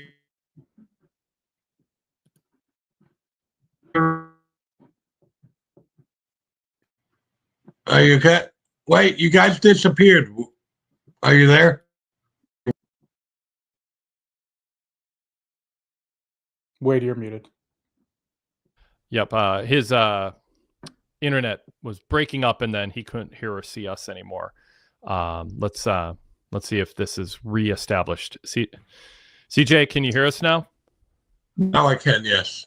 Okay, so yeah, go ahead with your thought. But I was saying, I hope even if they don't keep that Lyra and Bayley in the official team, hopefully keep them semi-friends or something. Well, and this is what I'm going to say, CJ, is Lyra came out to take chairs off of Bayley, because as we know, chairs weigh so much, no one can ever get up from under pro wrestling. That's a weird thing I think they should drop. But she came out to help Bayley. I mean, so the story isn't one of them was trying to sabotage the other. It's Lyra lost her head. You know, she just got the Graves said Bayley let her emotions get the Lyra let her emotions get the best of her. So I mean, Cole said Lyra might have cost Bayley the title. So now two people who have some tension. You know, they have had tension over communication, Bayley not getting back to her and stuff. But in the end, Lyra's like, I want to be there for you. And she was until she wasn't, because they share a hatred of Becky. So, I mean, if you're going to do a 3-way with 2 baby faces, it's tough, because now you're putting the heel in a position to be in a 2-on-1 deficit detriment.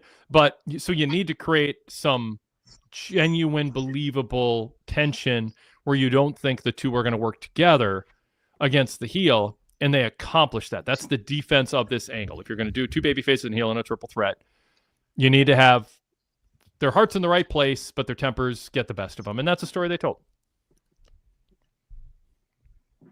Yeah. Back to me? Yep, go ahead. Right. And let me get your take on this. I know Becky's the IC champion right now. Standard.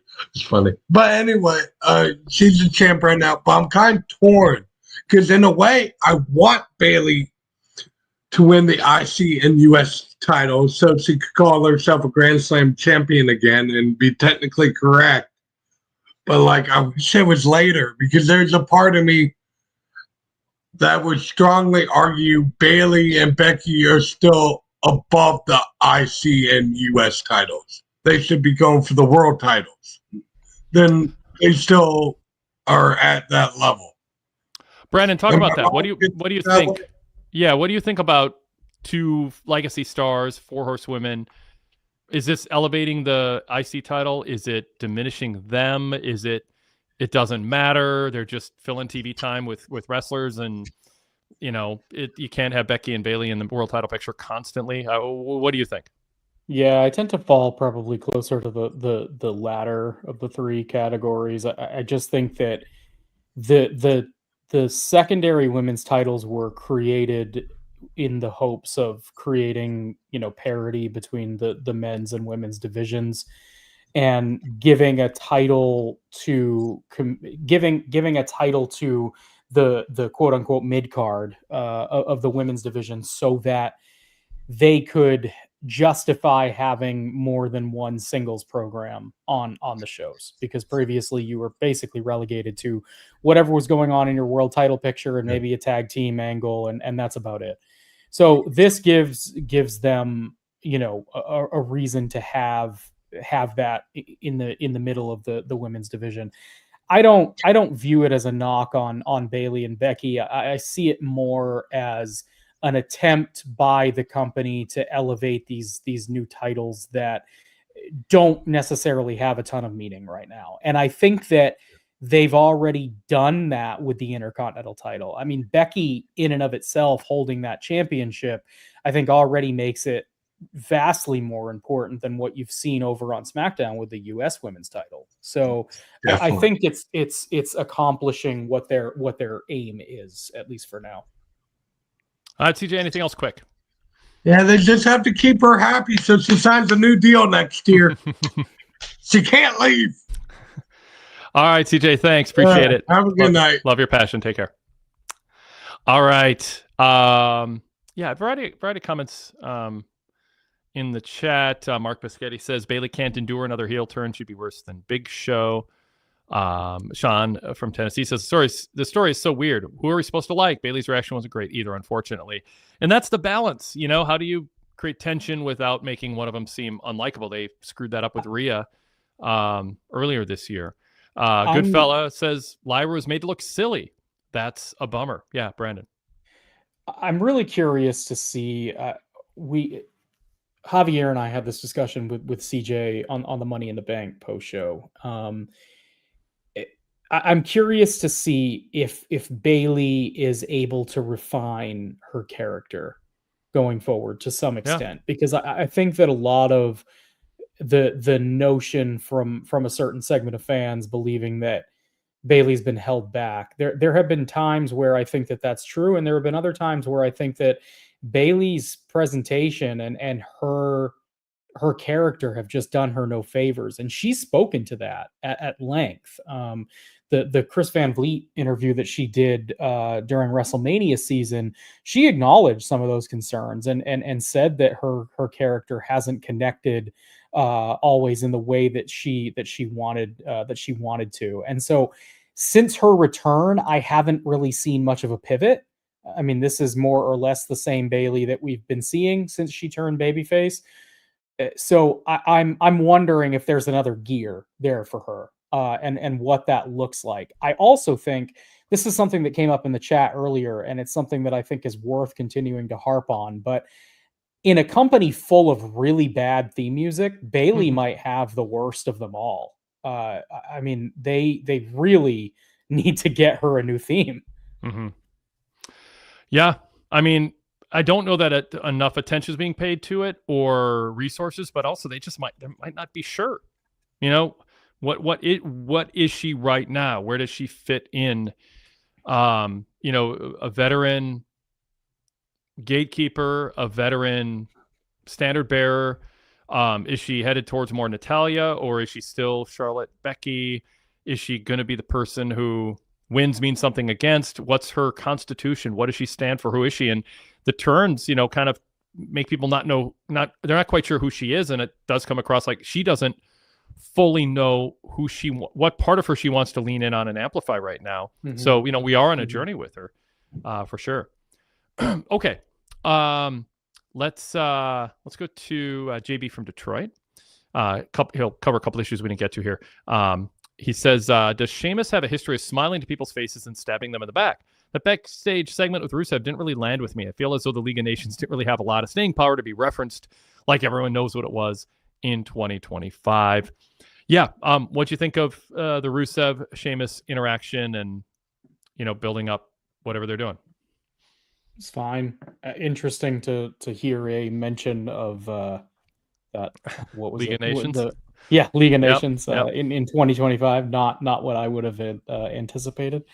I like Sheamus. I think he's a good legacy character at this point. I also really like Rusev, but man, for the two signings that are returning from AEW here, there certainly does not seem to be a whole lot in the pipeline for either of them, but particularly Rusev. It just seems like it seems like both guys were brought back because they wanted to show that, hey, like these guys have a home here. They're cast offs from AEW, and they still have a home here. And so far, it's just been pretty skippable. I mean, I hope for more. Good fella. Yeah. So good fella in the chat said slap and meet Rusev and Sheamus could be incredible. The comment from Rusev is he's trying to be everybody's friend, but WWE is full of people who smile to their face and knife them in the back. So I'm not sure what JB, if he was saying Rusev said that about Sheamus, he's just going, you're smiling, but WWE's full of people. So the implication is Sheamus is like all these other people, but it wasn't saying he is. It was a heel accusing a babyface of being that way. And then Sheamus just, the League of Nations saying, yeah, it was fleeting. I haven't thought about it in years, but he said, I remember you, Rusev, being the most egotistical member. So he's kind of going, you were always kind of difficult to work with, even when we were part of the same faction. And then Rusev just said, I'll make you some new memories, and patted him on the chest. So, I mean, it's a ninth from the top men's feud. It's not like it got a little segment. Okay. Number 2 from JB. I predicted this, but there was no way Goldberg was getting cheered over Gunther in 2025, no matter what they tried to do to cover it. Sean Plichta has a super chat. The Gunther promo was great. I want him to crush Goldberg now. This needs to be his last match. What did you think of Gunther? He was as motivated as John Cena was and got in and out a lot quicker. Wow. Goldberg, the 30-minute interview, Cole claimed, spliced down to 3.5 or something. You insulted my wife and my kid. I don't know how many people are invested in their families, but I don't know how many people are like, oh, mean words said to multimillionaire Goldberg's wife and kid. They'll never get over it. He needs to get revenge. I don't think that's a huge rallying cry. It feels very, very Goldberg specific, his motivations, and it's relatable, but I don't think it's inspiring. And also, he's 58 and Gunther's cool and putting on great matches. So what do you say, Breandon, to what Sean and JB say? And thank you for the super chat, Sean. Appreciate that very much. Okay. I'll give Goldberg credit for once. I thought his promo was fine. The interview with Cole, I thought it was good for what I expect out of Goldberg. It was how Bill Goldberg sounds instead of rah. Yeah. And it was articulate, and it was to the point, and it felt genuine and logical, and it's exactly what you would want out of Bill Goldberg in 2025. Okay. What I don't want in 2025 is to see Bill Goldberg wrestle. So that's still a problem. You still may not. Even Saturday. So I thought Gunther was great, and it's no surprise that the crowd sided with him. For one, Goldberg wasn't there; he wasn't in the building, and it was set up in a way to make you think that maybe he was. I mean, when Gunther was seething into the camera, it made all the sense in the world that Goldberg would be waiting right behind him, out of view, to give him a spear, but he wasn't. And so the crowd was just given this opportunity to hear Gunther cut this really enthralling and aggressive promo. And he's got the track record for the last several years to back it up. So, I don't know how the crowd reacts in Atlanta, which, is should, you would think, be a favorable crowd to Bill Goldberg. But in 2025, maybe it isn't. Maybe people just don't care anymore. I'm not sure. So one piece of substance from the interview, by the way, is Goldberg said to Cole, "This is my retirement match. Mm-hmm. This is it." And Cole, and then Cole said afterwards, but asked him, "What if you win the title?" And Goldberg goes, "Ooh, interesting." Well, that means Goldberg is going to ruin wrestling, just like John Cena. Because Goldberg committed to retiring no matter what. Yeah. And if he wins the title, he's going to break the lineage, the 2-year, whatever, lineage of this glorious title that's had so many starts and stops and reinventions. It's not, Cena at least has as interrupted as it is with the Raw and SmackDown branding and show switching and belts never looking the same, I still wish people wore Bruno's belt. I know people love belts and the changes. I love the lineage all the way through. I mean, maybe every 15 years or 20 years you change it. But I understand. I'd probably get outvoted on that, especially by the merch department and merch revenue people, and the wrestlers getting their cut. But yeah, I like to see the belt Austin wore, wrapped around Cena's waist and Cody's waist. I think that'd be more cool. Anyway, he's not going to win, but storyline wise, if he wins, he's basically committed to helping Cena ruin wrestling. So I just got to chuckle out of that. I don't know that there's another route. I mean, Goldberg could break his word and say, well, I'll defend it if I win it, but he didn't say that on air. I don't think WWE cares that much, Breandon, about selling people on the idea Goldberg's going to win, because people don't want to see that. They want to see Gunther beat him up. Yeah, my hope for this is that it is a shorter version of Brock Lesnar and John Cena at SummerSlam 2014. Yeah. That is what I would hope for here. Yeah. Will we get that? I'm not sure. Yeah. To me, it feels like, given that it is his retirement match, it feels to me like they might go 50-50, and then Gunther, maybe chokes him out, pins him, whatever. Which I would not vote for that. I would not vote for any scenario in which Bill Goldberg is even remotely competitive in any way against your world heavyweight champion Gunther in 2025. Gunther's retirement match should be against Grayson Waller. Like, just have an agitating and knowing people are going to boo, and let Goldberg give him his jackhammer and celebrate. And I mean, I don't know. Goldberg's retirement match should have been that time he faced Dolph Ziggler at SummerSlam or whatever. No, yeah, it should be Austin Theory or Chad Gable. I'd even settle for Chad Gable. I like Chad's work, but Chad could be an agitator, probably carry a pretty decent, match. Anyway, but yeah, Mike Myers, got to get Mike Myers' comment up here. Gunther would be a babyface for ending all future Goldberg speculation. Yes, that's the thing. He's going to get cheered. Hi, Mike. For sure. All right. Also from JB, not that it's necessarily a bad thing, but Cody Cena, Cody Orton Cody being three of the biggest matches of 2025 would not have been something I'd have expected even 5 years ago. Not necessarily a bad thing, but it is interesting, those three paired off in three big matches right now.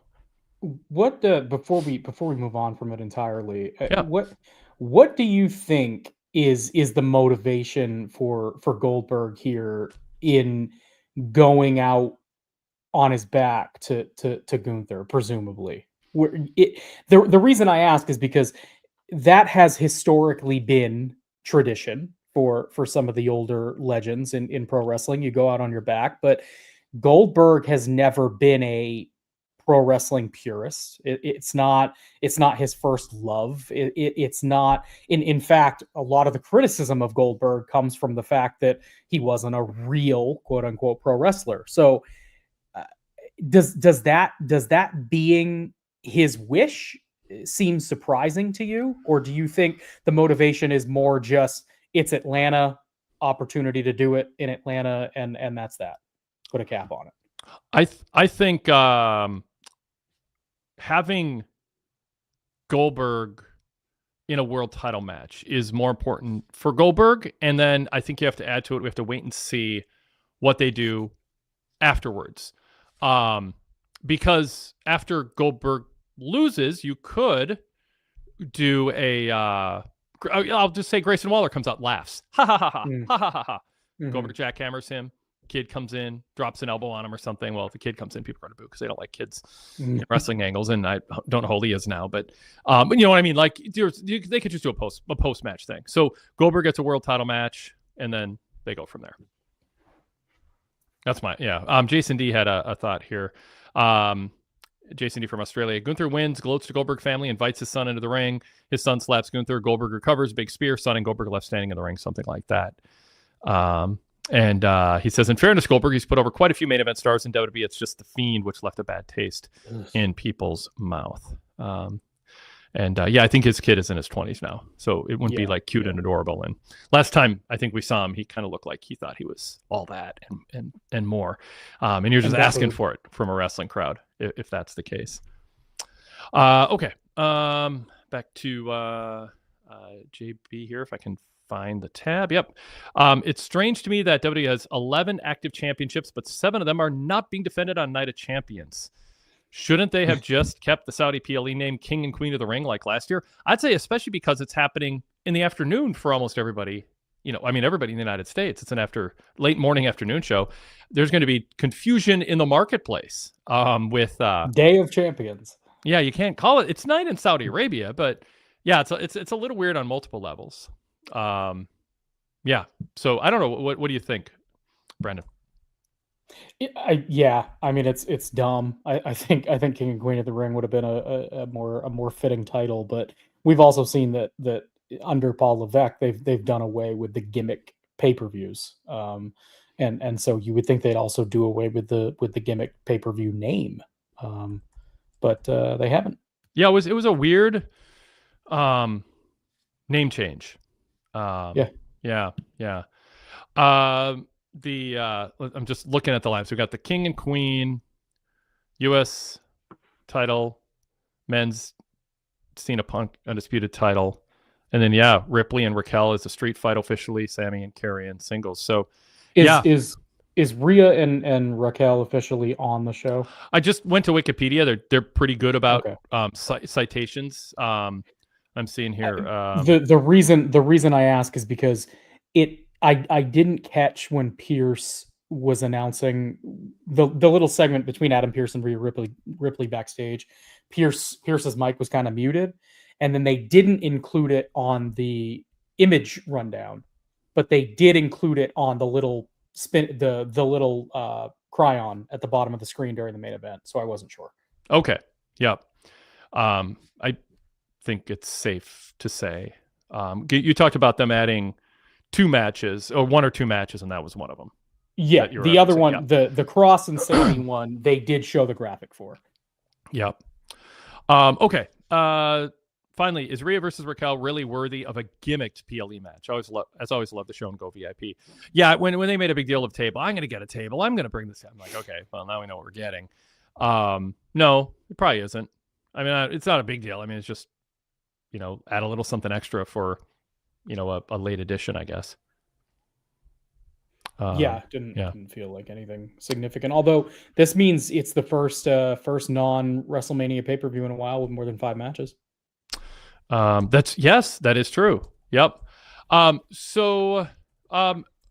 you think of the opening segment with Seth doing all the talking, establishing himself? There's something with Seth right now that I think he talks a little more ratio-wise compared to Heyman than I'd like. Heyman's kind of picking his spots. I didn't expect that with the new group. Doesn't mean it's right or wrong. It's just I was thinking, this new group, it's Heyman's going to be different. He's not just going to be in the background. So it hurts when you're standing in the background and you're hogging the microphone, even as a heel. You're like, wait a second, I'd like to hear from Heyman. Also, it seems like Seth's sort of on a promo tour to go, I deserve this top spot. I deserve to be with Heyman. And like Reigns and like Lesnar, I want to be seen as a top guy who's, by the way, here more often than not compared to other top people with my tenure. But it does sort of feel like, here's my resume. I am a big deal. It works for his character, but I don't want him to just be on TV because he's a star who's willing to be there every week, taking up more time and repeating himself or finding sort of new ways to say the same thing. So how did this segment land with you? I thought it was fine. I liked he was really fired up. I mean, there was a lot of passion in the promo. We've seen a lot of Seth just kind of standing in the center of the ring with guys flanking him. And tonight he was moving around a lot, interacting with different sides of the crowd, getting really fired up and into it. So I thought that was a positive overall. I agree, content was largely the same as it has been. I do think that this group is already running the risk of being overexposed because they have been appearing on both Raw and SmackDown almost weekly at this point. Yeah. I would really like to see them tone that down. I understand in the first week coming out of Money in the Bank, you want to feature Seth on both shows to tease the possibility that he could cash in on either champion at any time. But the further they get away from that, and it seems like they are kind of pivoting away from that notion and trying to sell the idea that Seth is going to be really calculated about when he chooses to cash in and he's going to pick his spot. I think they would be wise to pull back on featuring them quite as prominently as they have been. And I don't even have an issue necessarily with them appearing weekly on Raw. I would just keep them off of SmackDown at this point. And that goes for Bronson and Breaker as well. I mean, Seth hasn't been wrestling on these shows, but they've all been appearing and getting involved in matches and causing chaos. I just like to see that toned down some, because interference as a whole has kind of been running rampant on WWE TV for the last several months, and I would just like to see them step back on that. Definitely agree with what Sadler said that you've got on the screen there. Seth trying to get booed. At least Seth is trying to get booed now. Yeah, that's an improvement, because the theme is still a problem. The crowd is still the crowd is still singing and continuing to sing to him, and he is continuing to play to it. I think that is an issue. If they really want to take this to the next level, he's got to ditch the theme. But if they want to at least take an incremental step, then and not change the theme because they're married to it for whatever reason, then don't have Seth constantly just reveling in it. Just have him push through. Yep. Have him continue talking. Just push through the crowd singing to him, because otherwise it begets cheers.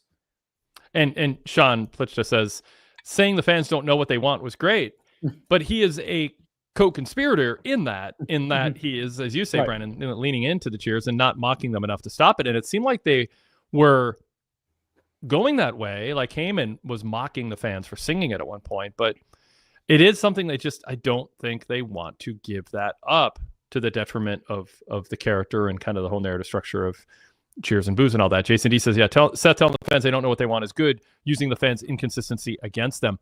I just would push back, Jason, and on both, like, I don't know if push back is a word, but frame it properly. They don't know what they want because WWE is not pushing back against. They're not consistent and determined to make sure that heels don't get cheered. As Sadler version 3 says, it feels like WWE cares more about crowds just reacting and making noise than who gets cheered and booed, which is unfortunate. And so, Seth can go, oh, you people don't know what you want, but Seth has the power, I don't say to stop it, but he's certainly encouraging it in his own way. So I don't know if you can, in a meta sense, he's criticizing the fans for something that he's part of creating. I think the quicker you get rid of that theme too, the more of a cool reaction you get when you bring it back when he turns babyface. I know. It's like, I mean, I don't know if Jericho's going to get it for Judas when he uses it again, but there'll probably be a nostalgia pop at some point for that. At least that's, probably the motivation. He said, he ran through all the things. I was the first NXT champ and the first world champ. Punk is back because management knew I hated him and they wanted to see me go after him. And I put Cody Rhodes on the map. And so he's like, these things exist as they are because I built them in my image. And that's the architect gimmick. I'm not dogging on the promo. And no one's saying I'm just like, it's more like you said, Brent, it's a little long and there's a little too much of it. And it does feel like it's just Seth trying to establish, I really am a top guy. Stop looking at me as a utility top guy, or the full-timer who doesn't have the leverage to be a part-timer like these other people. And at some point, I just kind of want to get to the next stage. But it just, I mean, but he freshened up similar material. And by the way, body language wise, he was all over the place. Like, he was really putting a lot into it. And that kept my interest early, but it did just sort of feel ultimately. I mean, the first match didn't start till 18 minutes into the show. And the only thing that happened before that was watching people walk in the building and then Seth's entrance and then Seth talking. Oh, I know what I was going to say a moment ago, Brandon. I'll forget again if I don't sneak in. They didn't this week have Braun Breaker dress like Bronson Reed. They weren't both Big Boss Man, or they weren't both the nightclub bouncers. Braun was showing off the muscle, and Braun Breaker and Bronson Reed was in the suit. I think that's good to differentiate them. I don't think you want to genericize Braun Breaker into looking like a twin of Bronson Reed. Breandon. It may have only been because he had the first match, though. That's true. Yeah. So we'll see if the pattern. We'll see if the pattern continues. I think too, there's going to be a there is an uphill battle to fight with Seth Rollins at this stage of his career, because I think that Seth, in a lot of ways, represents what other wrestlers of previous generations have represented to certain segments of the fan base. Cody Rhodes is your quarterback, the same way that John Cena was your quarterback, so to speak, if you want to use the language that they use. But Seth Rollins is the guy that is there week in, week out, giving you frequently the best matches on the show, connecting with the audience, whether he's babyface or heel. And it's funny that they're embroiled in such a conflict, because in a lot of ways, Seth Rollins is CM Punk. And there's been some allusion to that. Mhm. Punk was the guy who was just beneath Cena on the totem pole in that previous generation, that was there every single week, that was giving you the best matches, that was giving you great promos, that was connecting organically with the audience, that was just putting in the work week after week after week, month after month. And sometimes he was at the top of the card, but more often than not, he was that second or third guy back.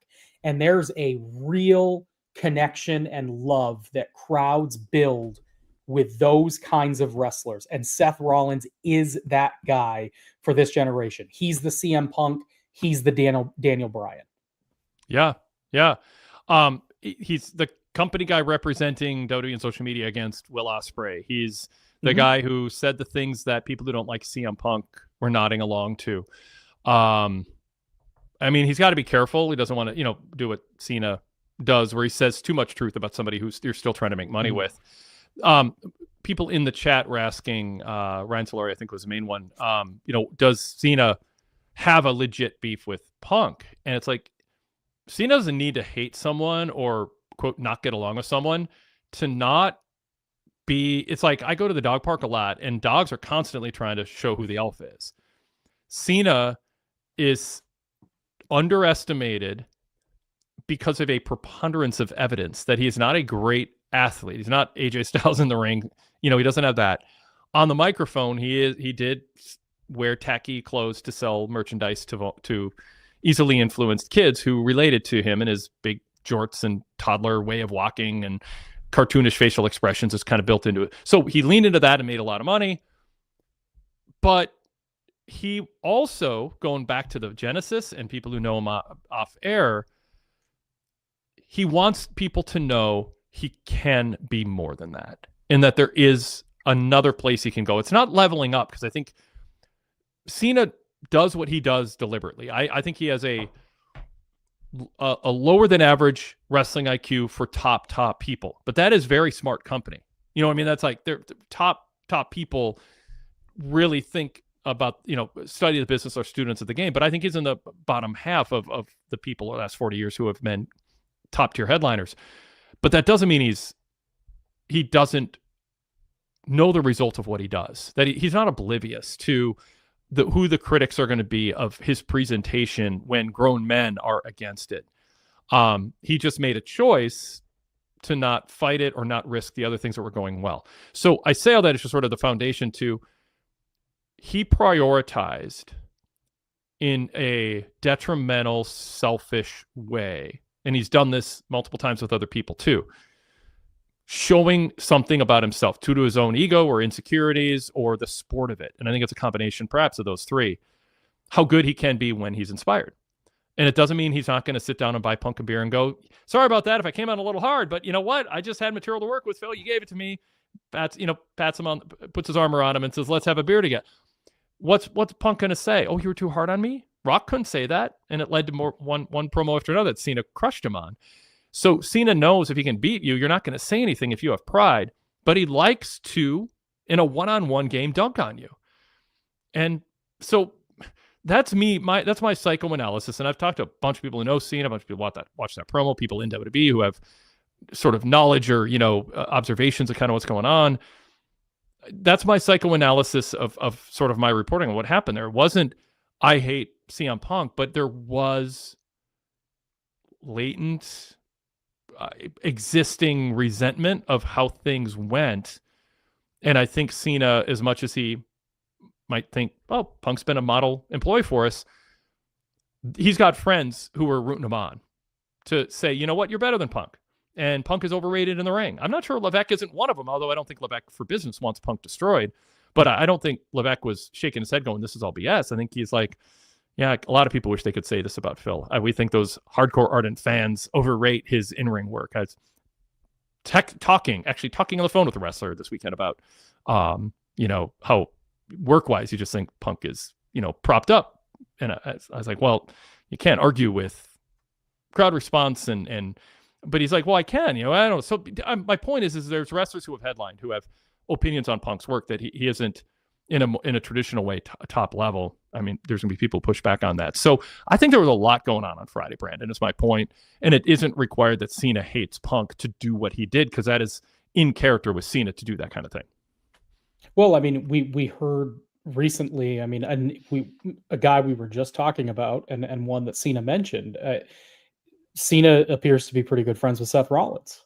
And I mean, we know that there is some bad blood there, certainly, between Punk Seth and then so it was Seth that mentioned it just recently. He has a text thread with Claudio Castagnoli and John Cena about coffee. Yep. So and it's probably a little bit about CM Punk too. Yep. No, and Claudio was in the anti-Punk faction in AEW. I mean, for sure. And Claudio is somebody who, would be rooting on Cena Friday. And that's my thing. I think Cena's close enough with people that he got worked up and said, all right, gloves are off. Watch my friends, so.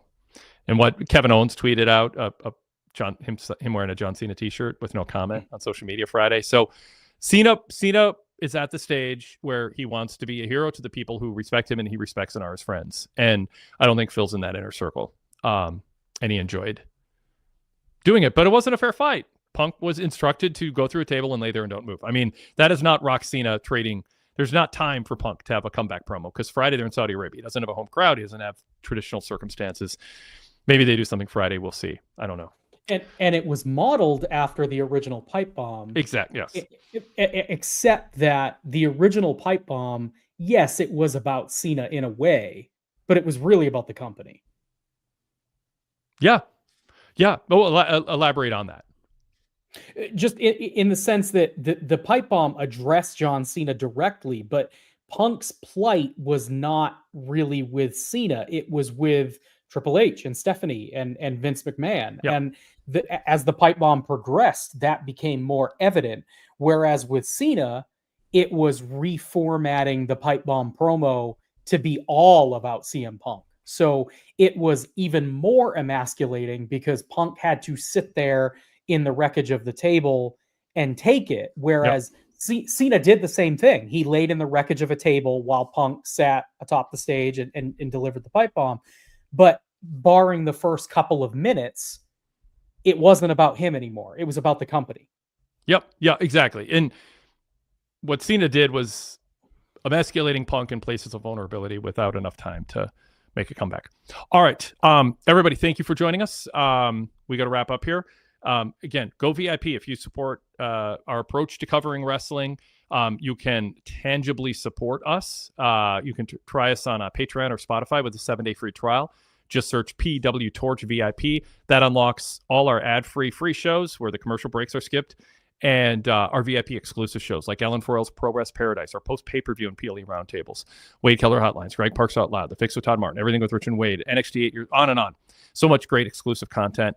And you can get a full VIP membership and dive into 35-plus years of archives, hundreds of fascinating retro radio shows from the 1990s, including my run on KFAN Radio, a live call-in format similar to this, on KFAN on weekends for years, and our podcast library going back more than 20 years now. We are, by the way, we are just starting this week, because we've been running for years now, or 18 years ago, the VIP podcasts, and the next shows up in the vault on our PWTorch VIP podcast vault category is Chris Benoit in the Murder Suicide. It was 18 years ago this week. So our immersive coverage for weeks and weeks on that is about to go on the VIP podcast feed.